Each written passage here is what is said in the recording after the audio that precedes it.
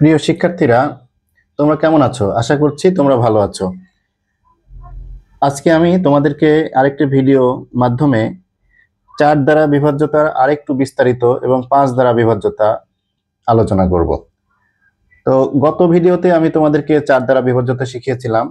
তো 4 দ্বারা বিভাজ্যতার প্রথম অংশটা, অর্থাৎ যে একক এবং দশক স্থানে যদি তোমার দুইটা অঙ্ক মিলে যে সংখ্যাটা হবে সেটা যদি 4 দ্বারা বিভাজ্য হয়, তাহলে সেই সংখ্যাটা কি হবে? 4 দ্বারা বিভাজ্য হবে। এবং দশক স্থানের বামের যে কোনো অঙ্কের স্থানীয় মান কি হয়? 4 দ্বারা বিভাজ্য হয়। তো সেখান থেকে আরেকটা তোমার টার্ম আমরা পাই, সেটা হচ্ছে কি, দেখো, একটা অঙ্কের দশক স্থান যদি আমরা লিখি, একটা অঙ্কের, দেখো, একটা অঙ্কের যে কোনো একটা অঙ্ক লিখি, যে কোনো একটা সংখ্যা লিখি আমরা। ধরো একটা সংখ্যা লিখলাম 3, 9, 6, 9। হ্যাঁ, তাহলে এই দশক স্থানের বামে, অর্থাৎ শতক থেকেই দেখো কি শুরু হচ্ছে? 9 শতক মানে কি হচ্ছে? দেখো, 9 শতক মানে হচ্ছে 9 শত। হ্যাঁ, তারপরে এই 3000 মানে কি হচ্ছে? 3000 মানে কি হচ্ছে? এই দেখো, 3 লিখে এই 3টে শূন্য, 3000। এদিকে যদি আরো একটা অঙ্ক থাকতো, ধরো এখানে যদি আরো একটা অঙ্ক থাকতো 6, তাহলে কি হতো? দেখো, এই 6-এর হতো কি, 6 অযুত মানে কত হতো? 6 × 10 = 60,000। হ্যাঁ, এই যে 60,000 হতো। এখন দেখো, একটা বিষয় খেয়াল করো, যে 4-এর বিভাজ্যতার ক্ষেত্রে, এই 4-এর বিভাজ্যতার ক্ষেত্রে একটা জিনিস খেয়াল করো, ওইখানে একটা কথা লেখা ছিল যে দশক স্থানের বামের যে কোনো অঙ্কের স্থানীয় মান কি হবে? 4 দ্বারা বিভাজ্য হবে। তাহলে দেখো, আমি প্রমাণ করে সেটা দেখাই দিছিলাম যে 4 দ্বারা বিভাজ্য হচ্ছে। আজকেও যদি আমরা ভাগ করি, অবশ্যই এগুলো কি হবে? 4 দ্বারা বিভাজ্য হবে। আজকে আমি ভাগ করছি না। আমি যে কথাটা তোমাদেরকে বলতে চাচ্ছি সেটা হচ্ছে কি, দেখো, এই দশকের বামের যে অঙ্কটা স্থানীয় মান হোক না কেন, দেখো, আমরা এখানে কমপক্ষে 2টা শূন্য পাচ্ছি। হ্যাঁ, কমপক্ষে কি পাচ্ছি? 2টা শূন্য পাচ্ছি। দেখো, এই এই দশকের বামে, অর্থাৎ শতক থেকে শুরু হলেই আমরা কি পাচ্ছি? স্থানীয় মানে একক এবং দশক স্থানে কি পাচ্ছি? 2টা শূন্য পাচ্ছি। দেখো, এখানেও কমপক্ষে 2টা শূন্য পাচ্ছি।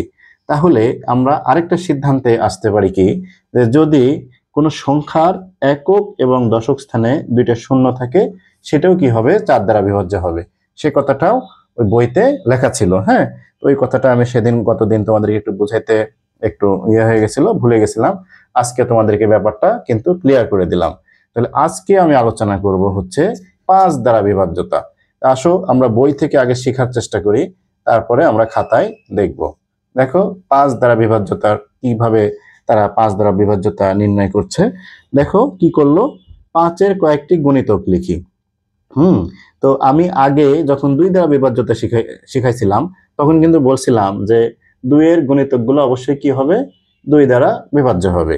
সেক্ষেত্রে দেখো, এই 5-এর যদি আমরা গুণিতক লিখি, কি হচ্ছে? দেখো, 5-এর গুণিতকগুলো কি হচ্ছে? দেখো, এই 5-এর প্রথম গুণিতক হচ্ছে 5 কে যদি 0 দ্বারা গুণ করি তাহলে 0, 1 দ্বারা গুণ করলে 5।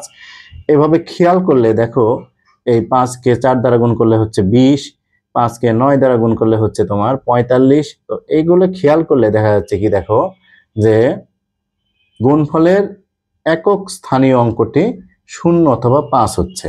তাহলে আমরা বলতে পারি কি, একটা সিদ্ধান্তে আসতে পারি কি, যে কোন সংখ্যার একক স্থানীয় অঙ্ক 0 অথবা 5 হলে সংখ্যাটি কি হবে? 5 দ্বারা বিভাজ্য হবে। তাহলে আমরা আরো একটু বিস্তারিত শেখার চেষ্টা করি। দেখো, আমরা যদি আমরা যদি 5-এর গুণিতকগুলো খেয়াল করি, দেখো এখানে 5-এর গুণিতকগুলো যদি আমরা খেয়াল করি, দেখো, আমরা লিখলাম 5-এর গুণিতক কি? 0 থেকে শুরু করব। আমরা জানি কি, একটা সংখ্যাকে যদি আরেকটা পূর্ণ সংখ্যা দ্বারা গুণ করা যায়, তাহলে যে গুণফলটা হয় সেটাই কি হয়? ওই সংখ্যাটির গুণিতক হয়। তাহলে 5-এর গুণিতক বের করতে গেলে আমরা 5-কে প্রথম পূর্ণ সংখ্যা 0 দ্বারা গুণ করি, তাহলে কি হচ্ছে? 0 হচ্ছে। তারপরে 5-কে 1 দ্বারা গুণ করি, 5-একে 5। তারপরে 5-কে ধরো 3 দ্বারা গুণ করি, দেখো 3 × 5 = 15। তারপরে দেখো 5-কে আমরা 9 দ্বারা গুণ করি, তাহলে হচ্ছে 45। 45। 5-কে আমরা গুণ করি 10 দ্বারা, তাহলে হচ্ছে দেখো 50। 5-কে আমরা গুণ করি, ধরো 5-কে আমরা মন মতো গুণ করি, 5-কে আমরা গুণ করি ধরো 17 দ্বারা, তাহলে হচ্ছে কি 5 17 85। এইভাবে করে 5কে আমরা যত পূর্ণ সংখ্যা দ্বারাই গুণ করি না কেন, একক স্থানে দেখো ঘুরে ফিরে 0 অথবা 5 আসছে। এই একক স্থানে ঘুরে ফিরে কি হচ্ছে, 0 অথবা 5 আসতেছে। এই একক স্থানে যতবারই আমরা গুণ করি না কেন, দেখো একক স্থানে ঘুরে ফিরে কি আসতেছে, 0 অথবা 5 আসতেছে। তাহলে আমরা একটা সিদ্ধান্তে আসতে পারি কি, 5-এর বিভাজ্যতার সিদ্ধান্তে আমরা আসতে পারি কি, যে যদি কোনো সংখ্যার, তাহলে 5-এর বিভাজ্যতা, তাহলে আমরা একটা সিদ্ধান্তে আসতে পারতেছি কি, যে যদি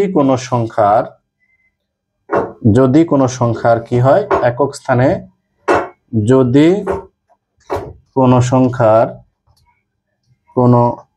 সংখ্যার একক স্থানে 0 অথবা 5 থাকে, তাহলে ওই সংখ্যাটি কি হবে, 5 দ্বারা বিভাজ্য হবে। সংখ্যাটি 5 দ্বারা বিভাজ্য হবে।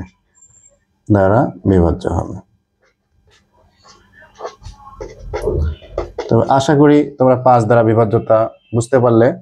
তো আমি আবারও বলছি যে আমি এরকম প্রত্যেকটা বিষয় তোমাদেরকে খুঁটিনাটি বিষয় খুবই ভালোভাবে আলোচনা করব আমার 2টা চ্যানেলে। একটা হচ্ছে ফেসবুক পেজ আর একটা হচ্ছে আমার ইউটিউব চ্যানেল।